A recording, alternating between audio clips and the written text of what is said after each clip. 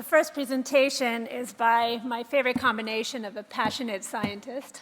She's Cecilie Mauritzen. She's the brilliant director of Cicero, who champions the cause of addressing climate change by explaining the hard facts behind intergovernmental panel reports. And now she's here to tell us that business as usual is just not an option. Please. Thank you, Cecilia. I love your name. I will, where is the button? Oh, it's on that side. Okay. I want to start with business as usual. This was business as usual in 1962. It's one of my favorite ads on earth. This is the Humble Oil Company. And they bragged in a big ad back then that they supply enough energy each day to melt 7 million tons of glacier. By then, it was already 60 years since the hypothesis had been first phrased that emissions of CO2 into the atmosphere will cause temperature changes on Earth. But since then, of course, a lot of research have gone on, and to their defense, in 1962, the first measurements weren't really in to support that hypothesis. But we know a lot since then. And since I've been a lead author of the IPCC report twice, I feel very strongly that it's important to show you the development of the key messages of those reports. This is from the working group 1, which has to do with the physical climate. And in 1995, the second report came out, and they said you could begin to discern a human impact on climate. So that was sort of a 50-50 statement whether humans were really important for climate change or not. Then came 2001, and they said exactly the same thing. Well, they said now humans are dominating climate change, and then the possibility or the probability language they used was such that they said this with more than 67% certainty. Then in 2007, the statement went out to more than 90% certainty. And then, of course, the exciting part was now in this year, in the 27th of September, the 5th assessment report was released. And what would they say about this basic statement on the front page? Have humans been dominating climate change the last 40, 50 years? Yeah, now we're up to 95%. More, this means more than 95%, extremely likely. And I've said it many times, if somebody asks us to write the same report one more time to get to 96.3%, we're going to puke. It's, anything more than 90% is certain in the natural sciences.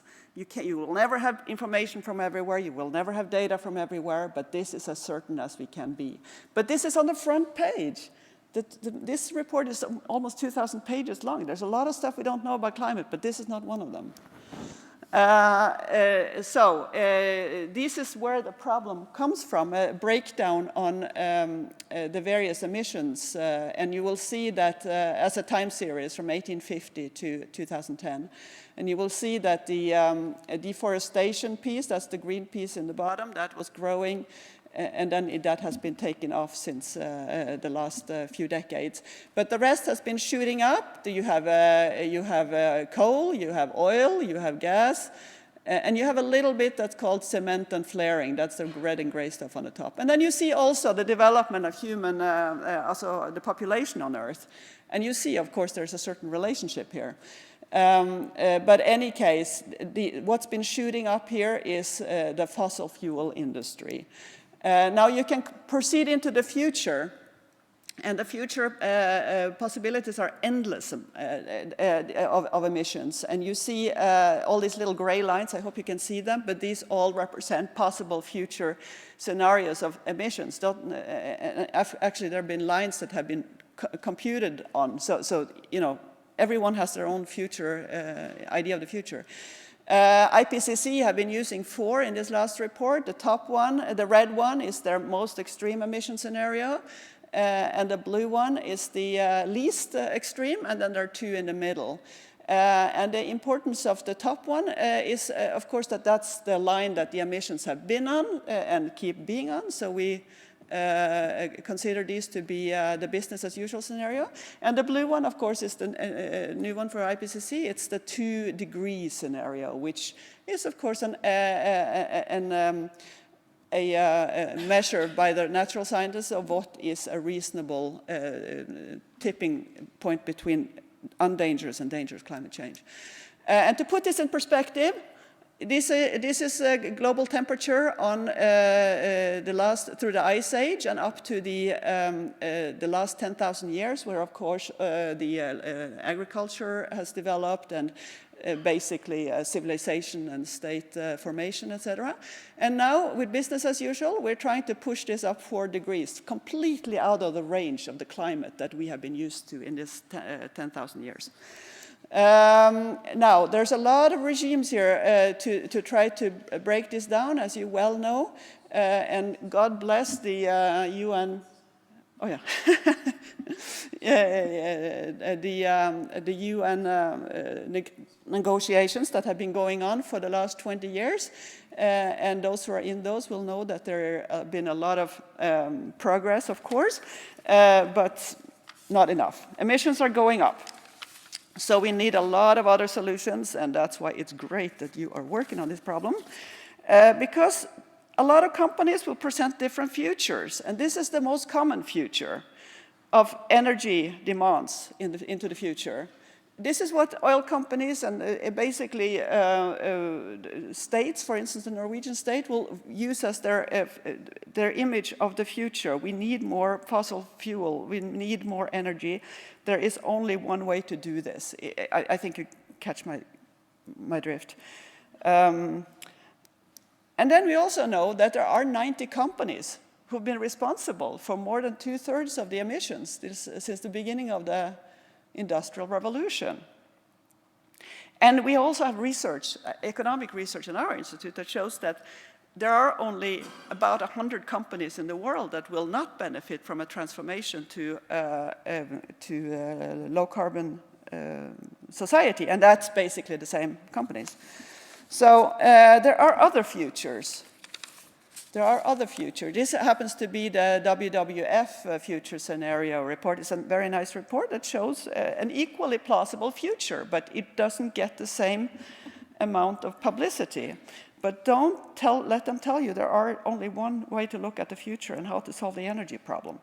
But from my point of view, it's the emissions, and this is the most publicly